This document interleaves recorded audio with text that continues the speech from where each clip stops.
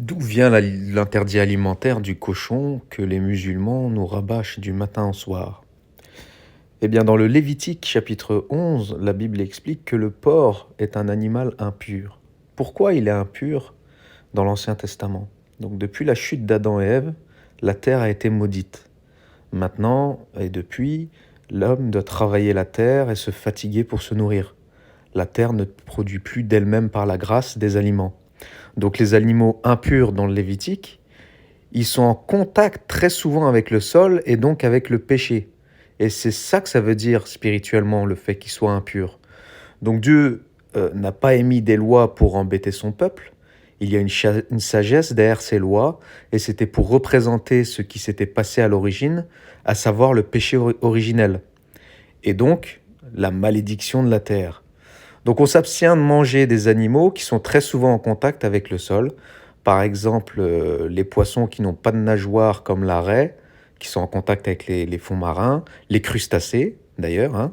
Les musulmans, ils mangent des crustacés, ils mangent de la raie. S'ils veulent suivre la loi telle qu'elle est dans l'Ancien Testament, eh bien il faut faire comme les juifs, qui ne mangent pas de crustacés et qui ne mangent pas de raie non plus.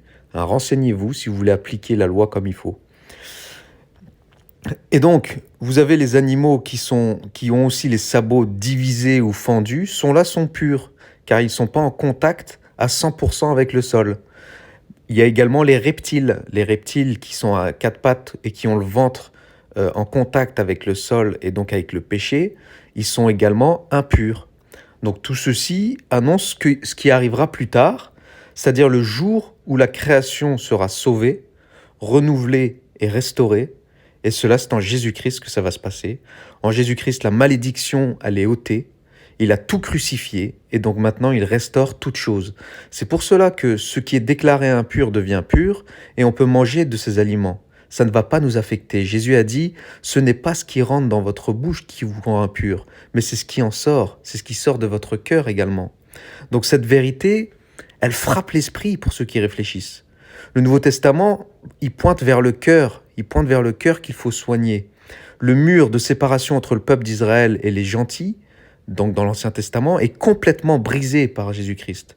Le salut et la nouvelle alliance est offerte à tous grâce au baptême, institué et demandé par Jésus. Et d'ailleurs, qui, à part Dieu, peut décider de quoi faire de sa loi? Donc ceux qui veulent retourner à la loi, car ils se croient plus pieux, plus respectueux et plus purs que les autres, eh bien n'ont rien compris au message de Dieu.